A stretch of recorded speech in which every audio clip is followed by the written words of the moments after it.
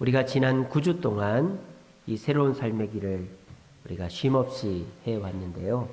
이제 오늘 총정리를 하고 이제 다음 주부터는 이제 다른 제자훈련 교재를 12월 달까지 하고 1월 달부터는 다시 성경 통독 세미나로 들어가겠습니다. 우리가 이 새로운 삶의 길 교재를 배우는 이유는 예수님을 안 믿는 사람한테 가르치는 게 아니라 그랬죠. 예수 믿는 분들이 배우는 겁니다. 왜 배우느냐? 내 신앙을 정리하기 위해서 배우는 것이다. 그래서 내가 구원의 확신을 갖고 내 마음속의 갈등을 어떻게 치료할 것인가, 또 내가 어떻게 말씀과 기도로 세임을 얻을 것인가, 이런 거를 내게 내 신앙을 정리하는 차원에서 배운다. 두 번째는 여러분들 주변에 신앙생활에 대해서 정리가 안 되고 갈등이 있고 문제가 있는 분들에게 요거를 설명해주는 도구로 쓰시라고 제가 가르쳐 드립니다. 그래서 이렇게 요약된 그 프린트로 나눠드린 이유는 여러분들이 이제 내용을 잘 숙지를 못하실 것 같아서 이제 설명하실 때 이걸 보고 설명하시라고 이걸 나눠드립니다. 그래서 제가 지금 강의를 할 때 여기는 문장을 풀어서 써놓은 게 아니거든요. 그냥 간략하게 요약을 해놓은 거기 때문에 여러분들이 강의를 들으시면서 간단하게 메모를 하시면서 들으셔도 좋을 것 같습니다. 볼펜이 없으신 분들은 뒤쪽에 볼펜이 있으니까 이제 혹시 볼펜 없는 분 손 한번, 예, 뒤쪽에 있습니다. 그 책 옆에 있으니까요. 하나씩 가져다가 메모하시면서 그 볼펜 그 가방에 들어 있습니다. 시커먼 가방에. 네, 그 안에 보면 있으니까 메모하시면서 들으시면 여러분들 이게 지금 다 요약형으로 되어 있기 때문에 여러분들이 메모를 하시는 게 좋을 것 같아요. 자, PPT로 넘겨주세요. 자, 우리가 첫 번째 제목이 뭐죠? 읽어봅시다. 시작. 아니요. 1강 옆에 뭐라고 되어 있죠? 따라해봅시다. 새 생명. 자, 우리가 새로 태어나는 것만 새 생명이 아니라 영적으로도 우리가 새 생명을 얻었다라 그랬죠. 우리의 영적인 일생이 있다 그랬습니다. 우리가 영적으로는 예수님 믿기 전에는 죽은 자들이라 그랬죠. 그런데 예수님을 믿고 난 다음에 두 번 태어난다. 그거를 거듭난다. 영어로는 born again 한다 그러죠. 그래서 우리가 다시 태어난다라고 해서 엄마 뱃속에 또 들어가는 게 아니죠. 우리가 영적으로 새로 태어난다는 거예요. 영적으로 새로 태어나도 똑같습니다. 갓난아이의 상태입니다. 갓난아이는 뭘 먹어야 되죠?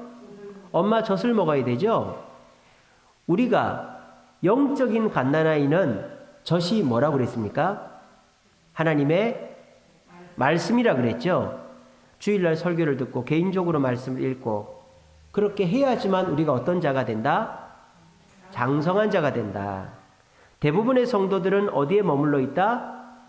갓난아이에 머물러 있다. 왜? 말씀을 가까이 하지 않고 개인적으로 말씀을 읽지 않기 때문이다. 그렇게 되면 어떻게 된다? 제가 이런 말씀 드렸습니다. 우리는 육적인 세계와 영적인 세계를 동시에 걸치고 있는 존재라 그랬죠. 근데 여기가 육적인 세계고 여기가 영적인 세계면 뒤에서 뒤통수를 영적인 세계에서 내 뒤통수를 때리면 볼 수가 없으니까 영적인 세계에서 뒤통수 때린 거를 누구한테 원망을 하는 거예요? 눈에 보이는 사람한테 원망을 하는 거예요. 마누라한테, 자식들한테, 친구한테, 성도들한테. 왜? 영적인 세계를 못 보니까. 그게 갓난아이의 상태다 이 말이에요. 근데 말씀을 가까이 하면 우리가 어떻게 된다?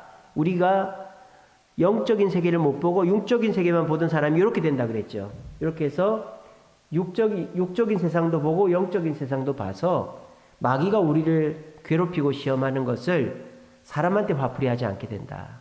그러므로 우리가 말씀을 가까이 해서 갓난아이 상태에서 장성한 자가 빨리 되어야 된다.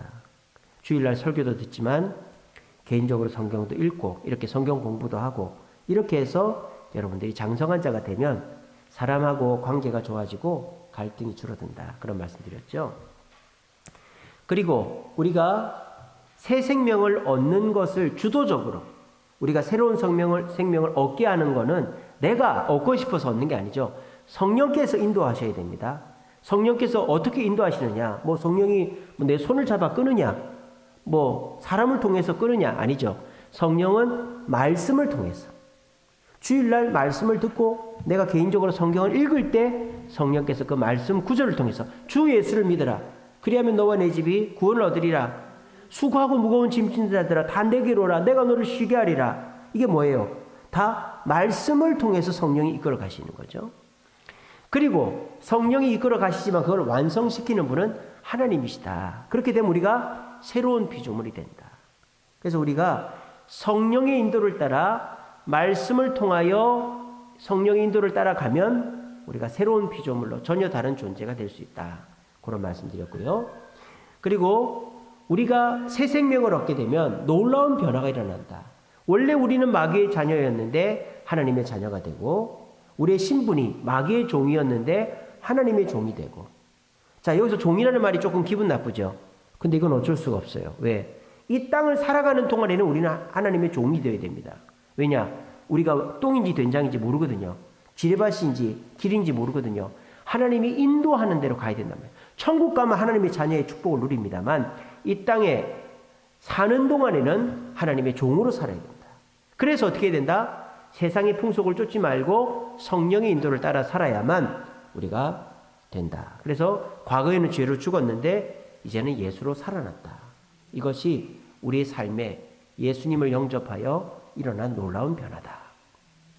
그래서 여기 계신 분들은 다 새 생명을 얻었어요. 단 갓난아의 상태에 머물러 있는 분들이 많다. 그렇게 되면 마귀가 나를 괴롭히는 것을 사람한테 화풀이한다. 말씀을 가까이 해서 새로운 피조물이 되어야만, 장성한 자가 되어야만 사람한테 화풀이하지 않는다. 요거를 이번 1강에서 기억하셔야 됩니다. 자, 이 새로운 삶의 길이라는 교재의 강점이 뭐라고 그랬습니까? 각 과를 연결시켜주는 연결 질문이 있다 그랬죠. 1과에서 2과로 넘어가는 연결 질문이 이겁니다.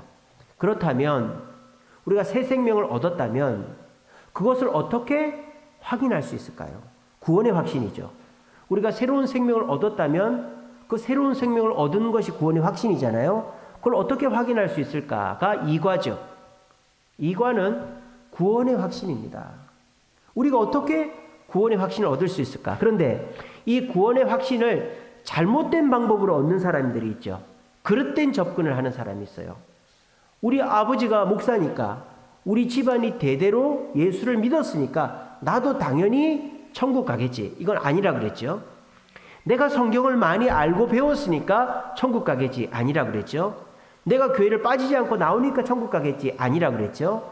내가 헌금도 많이 하고 봉사도 많이 했으니까 천국 가겠지. 이런 식으로 구원의 확신을 갖는 사람들이 없는 것 같은데 있어요. 내가 교회 다녔으니까 당연히 천국 가겠지. 내 구원의 확신에 대해서 고민해보지 않는 사람입니다. 고민을 해봐야 되는 거예요. 난 진짜 천국 갈까? 죽을 때까지 한 번씩은 생각해봐야 되는 거예요. 자, 그러면 내가 구원의 확신을 갖게 되는 그런 어떤 기준, 그런 것들이 뭐가 있을까?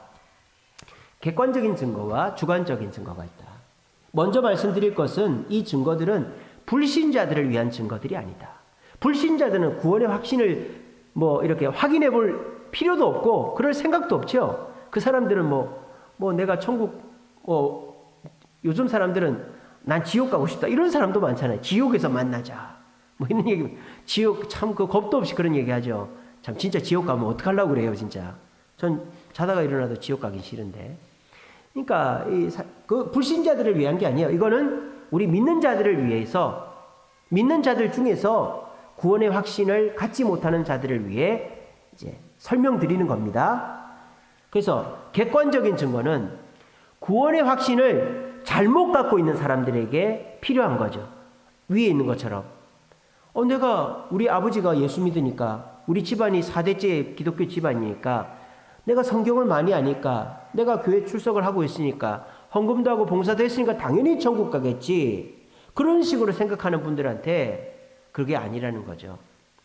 우리의 구원의 확신은 철저하게 객관적으로 인정할 만한 증거들이 있다. 첫째로는 이 성경책에 주 예수를 믿으면 너와 내 집이 구원을 얻는다라는 말씀이 기록이 되어 있다. 그래서 하나님의 약속, 두 번째는 우리를 위해서 예수님이 십자가에 달려 죽으셨다. 예수님이 십자가 사역. 세 번째는 성령께서, 우리의 마음에 계신 성령께서 너는 내 자녀야라고 계속 우리에게 증거하신다. 이 세 가지 삼위 하나님의 사역으로 우리는 구원의 확신을 얻게 되었다라는 거죠. 그래서 우리가 구원의 확신을 내가 예수를, 우리 집안이 예수 믿으니까, 내가 교회 오고 싶으니까, 내가 교회 와서 눈물도 흘리고 교회 와서 이렇게 뭔가 기적도 체험하고 이런 거 구원의 확신이 아니에요. 구원의 확신은 객관적인 증거로 확신을 얻는 겁니다. 근데 이런 객관적인 증거는 초신자들은 얻기가 힘들죠.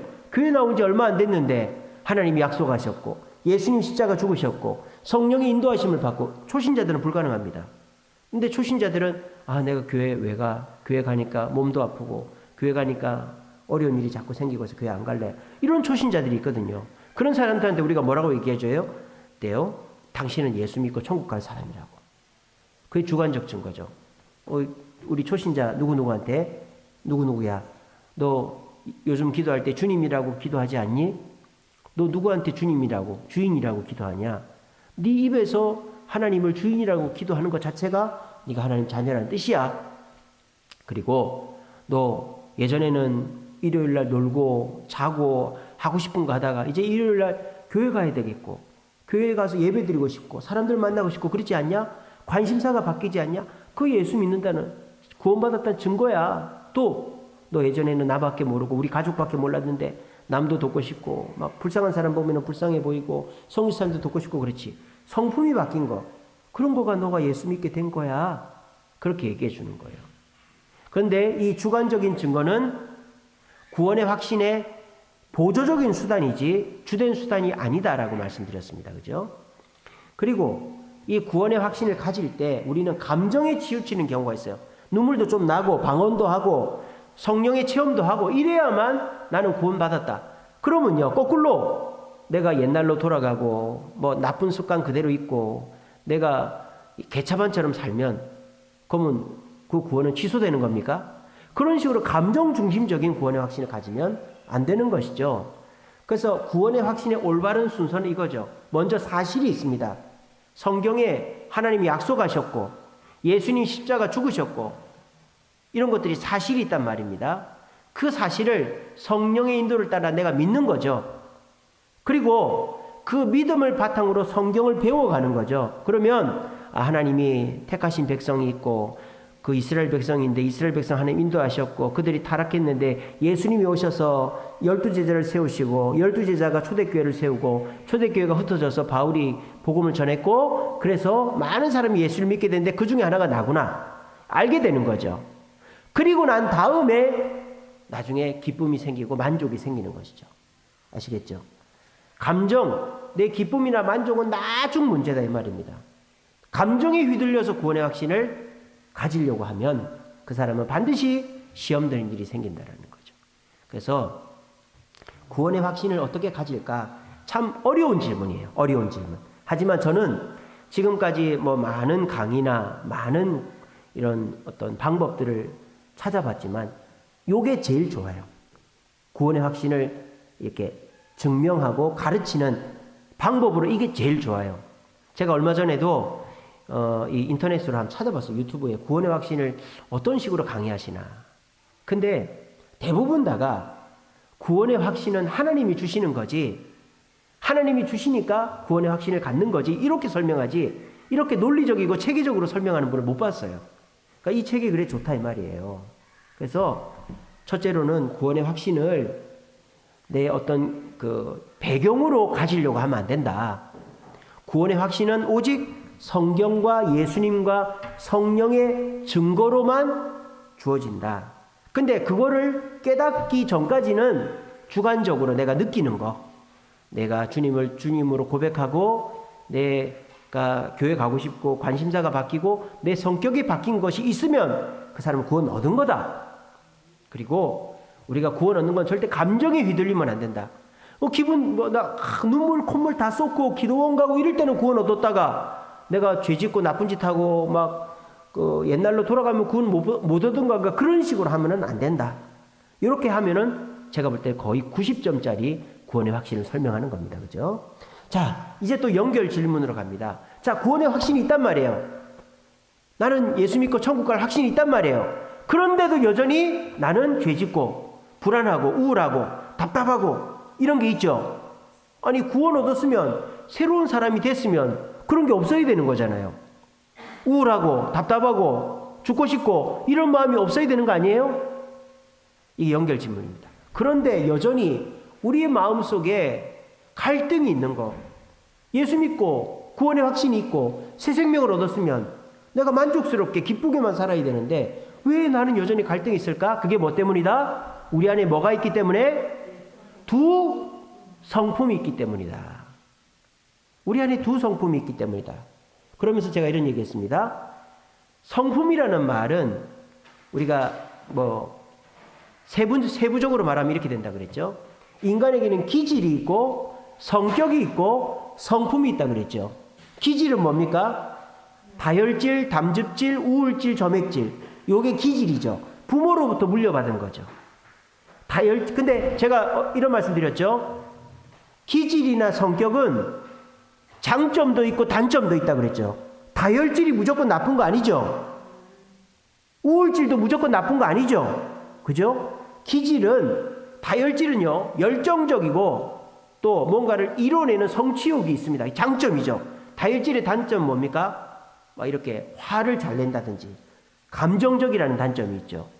담즙질의 장점은 뭡니까? 사람이 인내를 잘해요. 근데 단점은 뭐죠? 고집이 세다는 거예요. 담즙질은. 우울질의 장점은 뭡니까? 우울질은 다른 사람과 공감을 잘해요.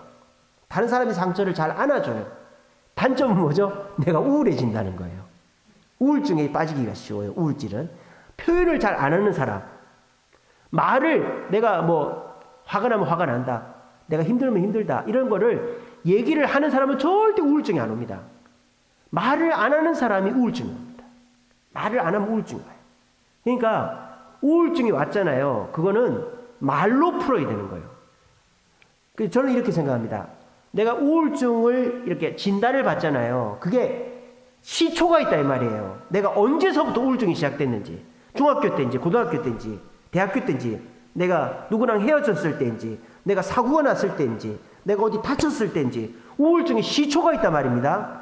그러면요, 그 우울증을 완벽하게 치료하려면 그 시초서부터 내가 우울증이 발병했던 그 연도만큼 상담을 받아야 돼요. 내가 중학교 때부터 지금 20살 때까지 우울증이 왔다. 그럼 6년이잖아요. 그럼 6년 동안 상담을 받아야 되는 거예요. 그렇게 해야 우울증이 낫는 거예요. 아시겠죠? 그러니까 내가 트라우마가 생긴 만큼 내가 그 트라우마를 극복하기 위해서 누군가와 대화를 해야 되는 거예요. 그렇게 해야 우울증이 바뀌는 거예요. 근데 우울증이 나쁜 것만은 아닙니다. 뭐 아인슈타인, 뉴턴, 뭐 에디슨 다 우울질입니다. 이 세계를 변화시킨 사람, 과학자, 음악가, 미술가, 뭐 다 목사들도 마찬가지고 저도 우울질이거든요. 대부분 다가 세상을 변화시키는 학자들은 우울질입니다. 그러니까 우울질의 장점도 있고 단점도 있는 거예요. 점액질은 뭡니까? 낙천적인 거죠. 점액질은 뭐 산인 산이요 물은 물이다 이런 사람이에요. 돈키호테형이라고 그러죠. 점액질의 장점은 낙천적인 거예요. 화를 안 내요. 점액질은.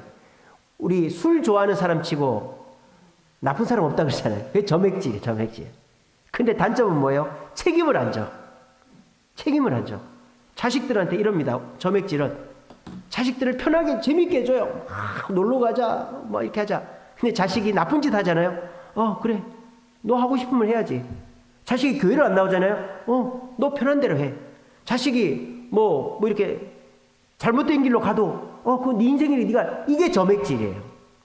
점액질은 좋을 땐 좋은데 절대 남한테 이렇게 남을 챙겨주질 않아.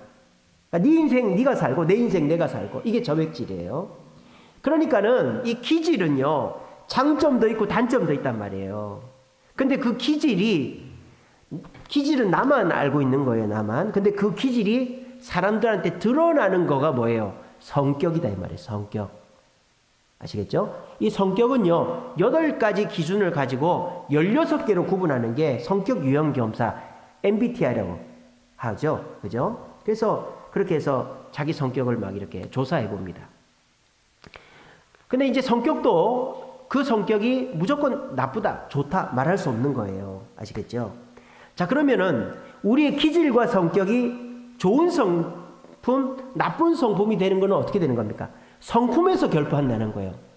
기질과 성격이 나쁘게 교육받으면 나쁜 기질과 성격이 개발되는 거고, 좋은 사람한테, 좋은 부모나 좋은 선생님한테 개발이 되면 좋은 성품이 되는 거예요. 아시겠죠? 만약에 화를 잘 내는 부모님이나 또 뭐 선생님 밑에서 자랐다. 그러면 걔는 다혈질의 나쁜 점이 개발되는 거예요. 근데 부모님이 말을 잘 안 해. 너는 너, 나는 나 그래. 그러면 걔는 우울질과 점액질의 나쁜 점이 개발되는 거예요. 무슨 말인지 알겠죠? 근데 부모님이 다혈질이지만 그거를 잘 억누르면서 열정적이고 아주 그 성취욕이 강한 부모에게서 자란 아이들은 그런 다혈질인, 화내는 다혈질로 가는 게 아니라 열정으로 가는 거예요. 또 부모님이 낙천적이지만 그 낙천적이면서도 사람을 돌보는 공감 능력 있는 우울질까지 같이 갖고 있는 분들은 아이들이 화를 잘 안 냅니다. 우리 서희 같은 경우에 애가 자유로운 영혼이잖아요. 그죠? 그러니까 부모님으로부터 좋은 성품을 물려받은 거예요. 그래서 서희가 굉장히 성격이 좋거든요.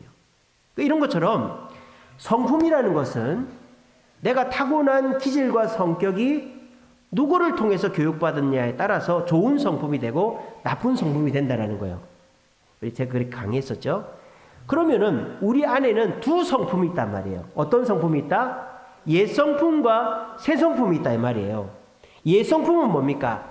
내 기질과 성격이 마귀의 영향을 받아서 교육받으면 나쁜 성품이 된다 이 말이에요. 화내고 울고 짜증내고 포기하고 이러는 성격이 된다 이 말이에요. 그러면은 마귀에게 교육받아서 기질과 성격이 바뀐 사람은 마음이 부패하게 되죠. 하나님이 기뻐하는 것이 없고요. 선한 것을 하지 않는 거예요. 왜? 마귀가 시킨 대로 하니까.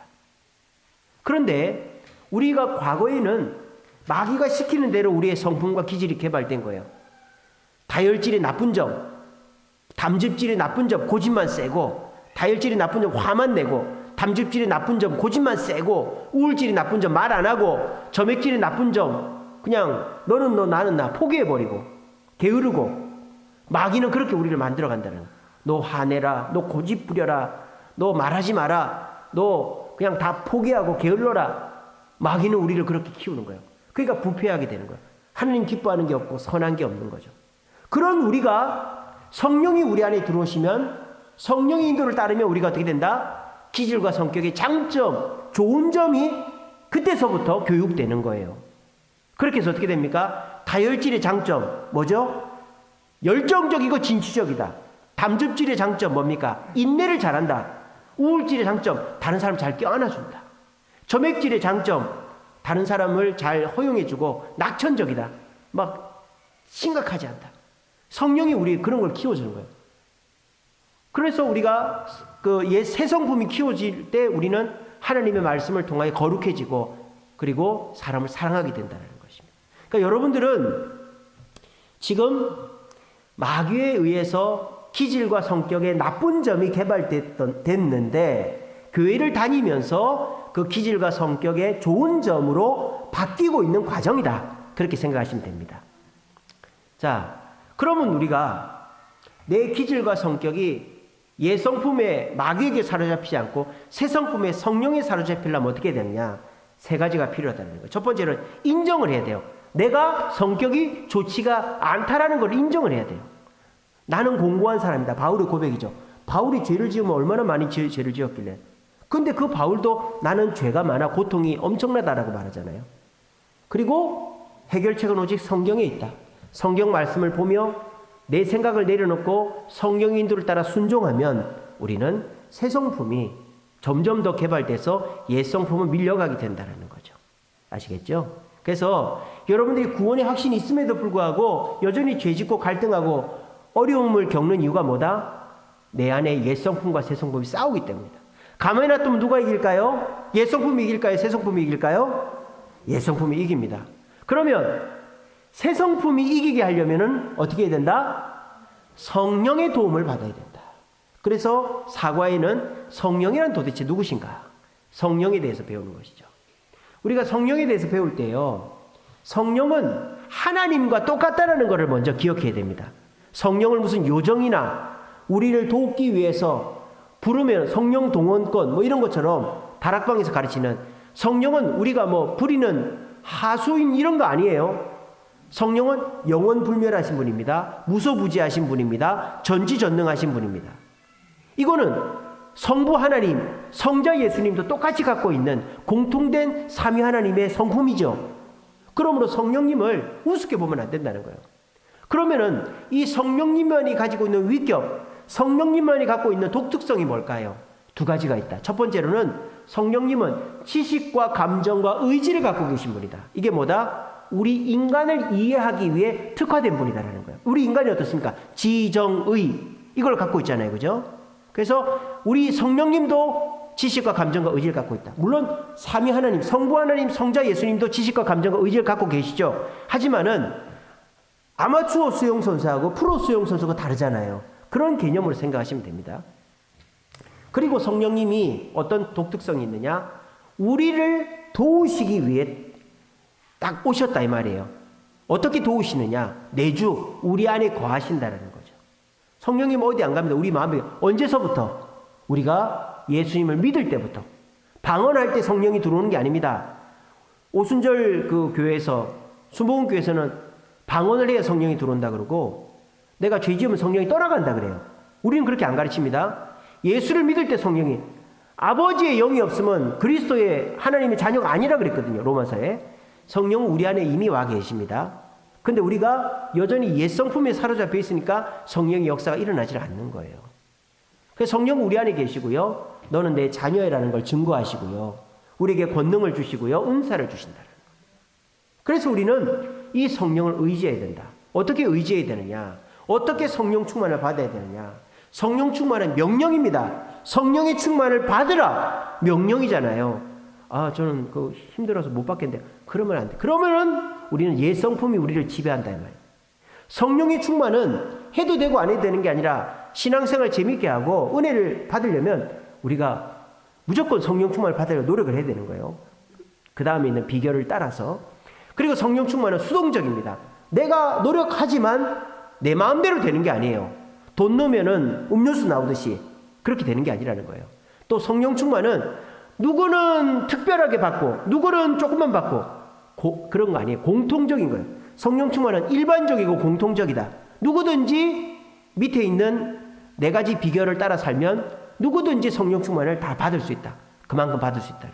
그리고 성령 충만은 한 번 충만하다고 영원토록 가는 게 아니죠. 내가 한 번 어떤 사람은 어떻게 소 뒷걸음질 치다 쥐 잡는 것처럼 안수기도했는데 그 사람 나았어요. 그럼 그 사람은 죽을 때까지 안수기도의 능력이 있는 겁니까? 아니죠. 성령이 떠나갈 수. 성령이 떠나가는 건 아닌데 성령의 능력이 소멸될 수 있는 거예요. 그 사람이 어떻게 사느냐에 따라서, 저 네 가지를 하느냐에 따라서. 성령 충만은 반복적으로 아침마다 기도할 때마다 성령의 내 속에 충만히 역사 임재해달라고 기도해야 되는 거예요. 아시겠죠? 그래서 성령 충만은 하나님의 명령이고 주님이 주셔야 받고 모두가 똑같이 받고, 뭐 누구는 많이 받고 누구는 적게 받고 목사만 많이 받고 이런 거 아닙니다. 그리고 내가 새벽마다 때마다 반복적으로 받아야 되는 거다. 그러면 이 성령 충만을 받는 비결이 뭐다? 구원받은 사람만 성령 충만을 받을 수 있다. 그리고 갈망해야 된다. 내가 다 해결할 수 있는데 조금만 도와주세요. 요것만 이러면 안 돼요. 전적으로 신뢰하고 전적으로 부탁해야 되는 거죠. 그리고 죄를 고백해야 됩니다. 죄 있는 사람한테 절대 성령은 역사하지 않습니다.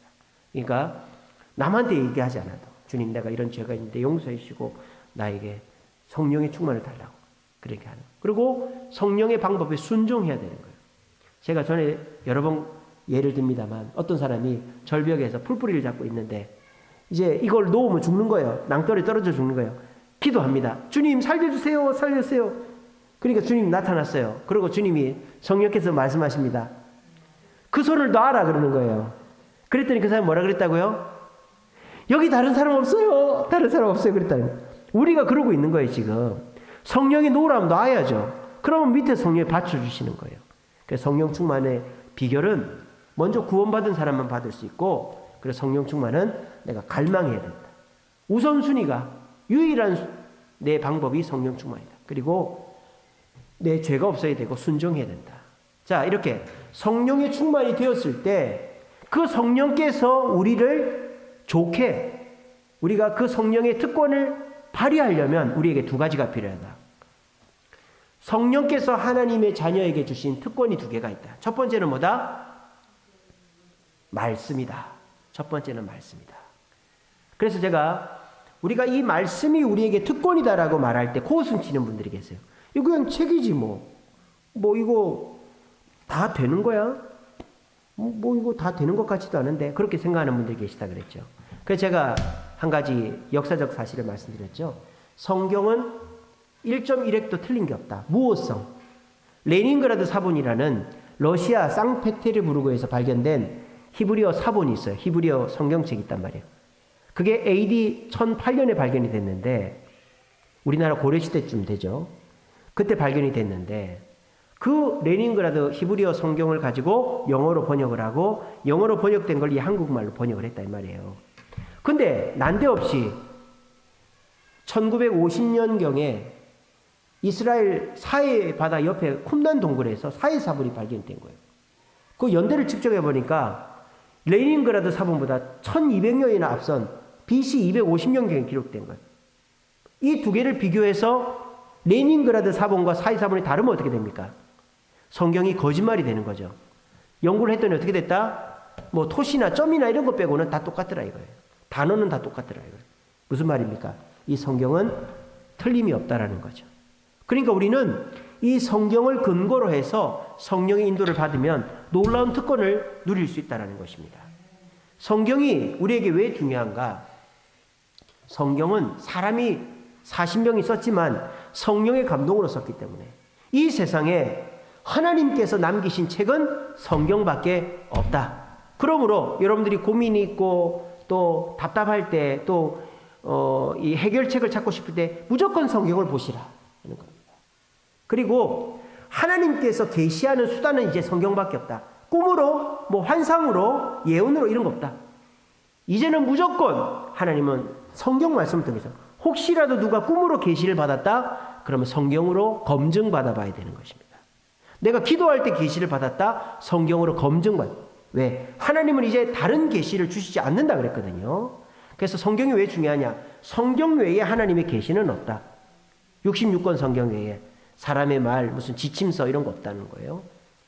다른 종교들은 어떻습니까? 원래 성경이 있는데 시간이 가면 갈수록 막 지침서, 부록이 막 늘어가요. 그 뭡니까? 그 종교가 망해가는 거죠. 우리 기독교는요, 왜 지금까지 살아있습니까? 성경 외에 다른 권위를 인정하지 않기 때문에. 천주교만 해도 어떻습니까? 교회의 결정이 성경보다 더 우선하죠. 우리 기독교는 절대 그렇지 않죠. 성경만이 유일한 하나님의 말씀이다. 계시다. 그렇게 보는 거예요. 또 성경은 우리의 삶을 인도하죠. 교훈과 책망과 바르게 함과 의로 교육하기 유익하다. 여러분들이 버스를 탈지 말지, 밥을 뭘 먹을지, 이 직장에 들어갈지 말지 성경은 가르쳐준다.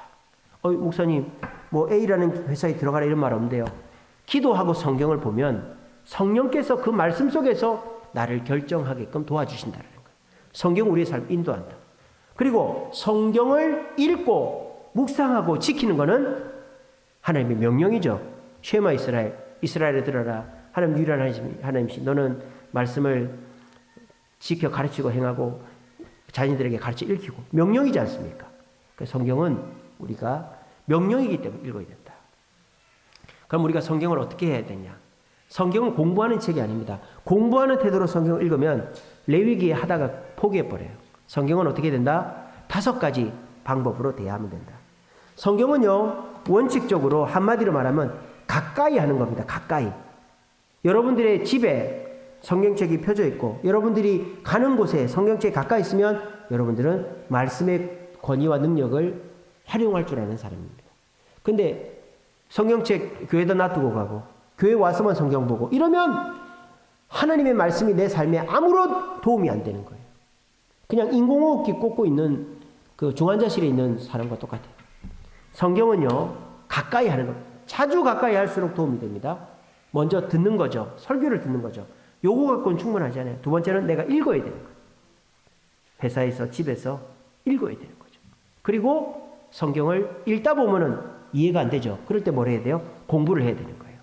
그래서 우리가 이제 지금도 성경 공부고 내년 1월부터 성경 통독 세미나 다시 합니다. 그리고 내가 성경을 내 삶에 적용하기 위해서 큐티, 묵상을 하는 거죠. 그리고 내가 성경을 써먹으려면 마귀를 대적하고 전도할 때 써먹으려면 어떻게 돼요? 암송을 해야 되는 거예요. 그래서 성경은 듣기, 읽기, 공부, 묵상, 암송 이 5가지 방법으로 가까이 하는 것이다. 2손가락으로 성경을 잡으면 떨어집니다. 5손가락으로 잡으면 누가 뺏으려고 해도 안 뺏긴다 이 말이에요. 그래서 성경은 우리가 여러 가지 방법으로 가까이 해야 하지만 우리 삶에 도움이 된다. 자, 두 번째 우리에게 있는 특권이 뭐다? 기도다라는 것입니다. 제가 기도를 설명할 때 지금 우울한 이 시대에 대해서 얘기했었죠. 코로나 블루에 빠져 있다. 코로나를 거치면서 사람들이 사회적 거리두기를 하다 보니까 정서적 거리두기가 와버렸어요. 이거 사람들이 이제 대화를 안 합니다.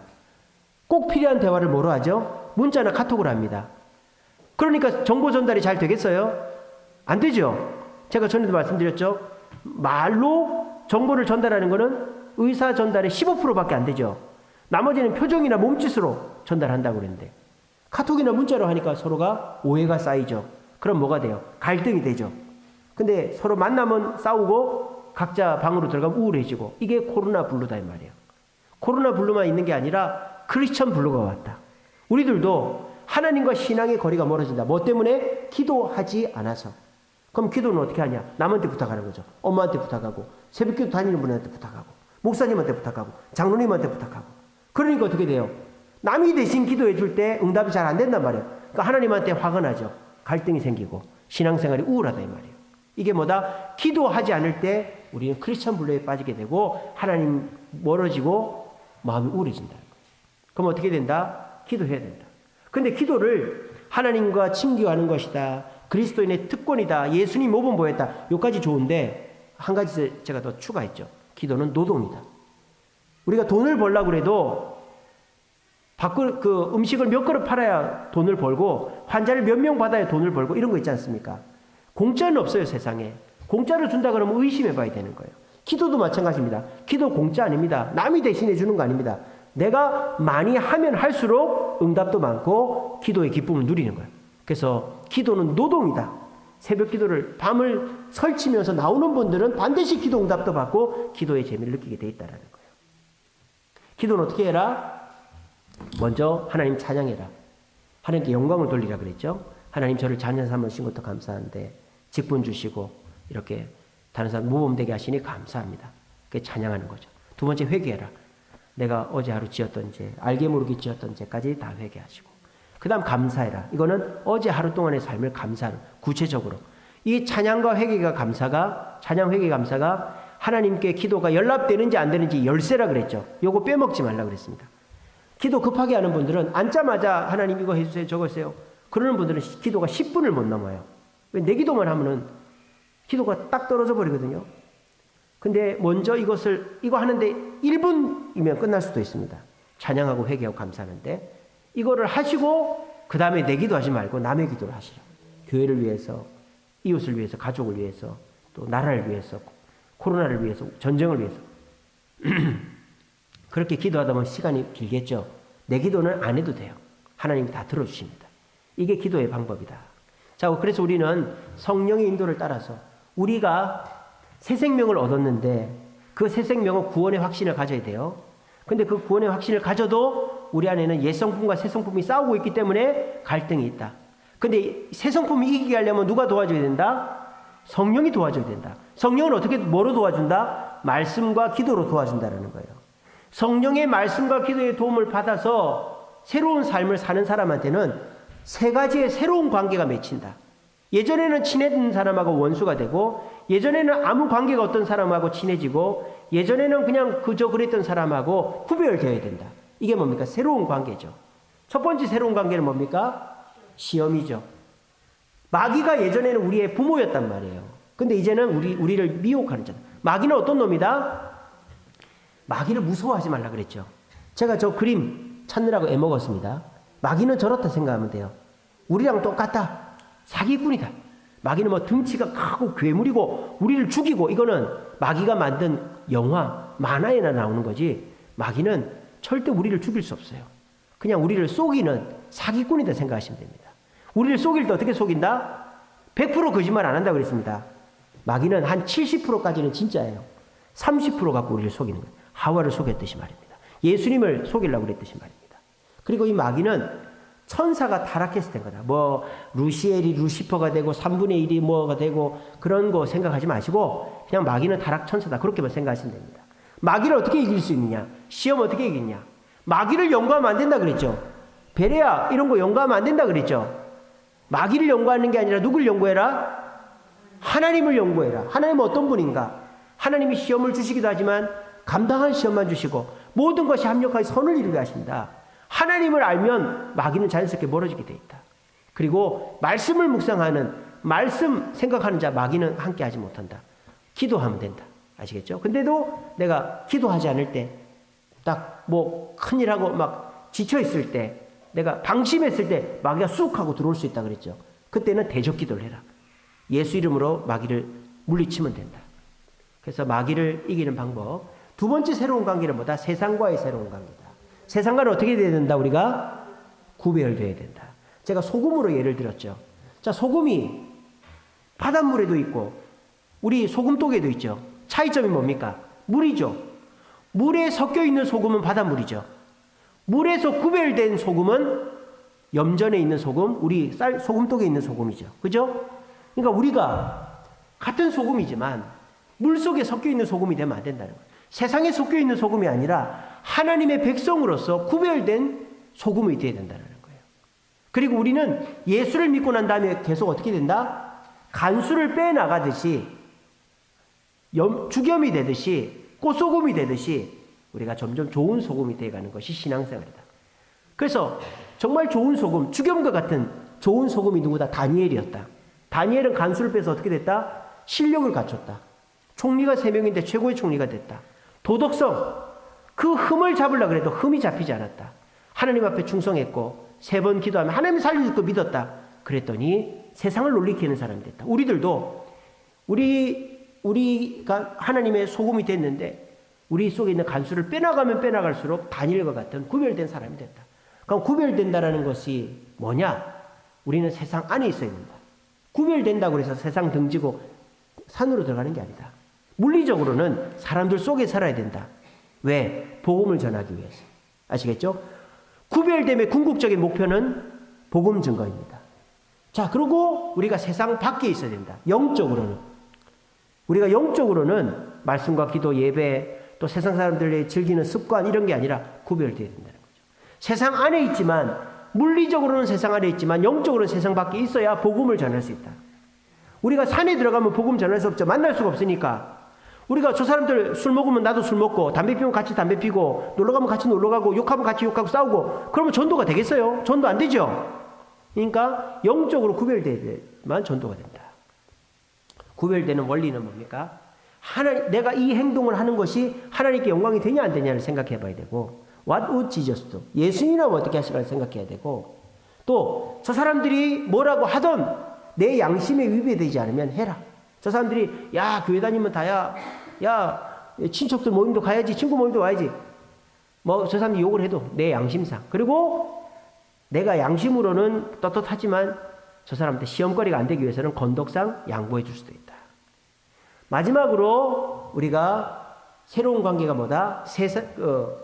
성도와의 새로운 관계죠. 성도와는 친교를 나눠야 된다. 제가 그 이태원 참사 가지고 얘기했죠.